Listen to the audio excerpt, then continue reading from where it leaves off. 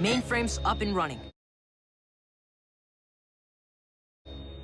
But I'll need help hacking the operating codes. Even if the ground bridge proves functional, it will be next to worthless without a means of pinpointing the current locations of our compatriots.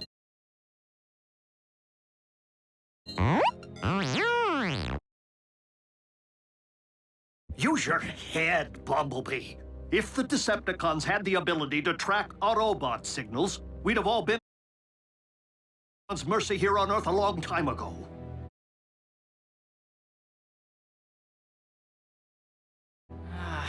Back where we started. But not if I can reconfigure these Decepticon frequencies. At the very least, we may be able to access their comm link.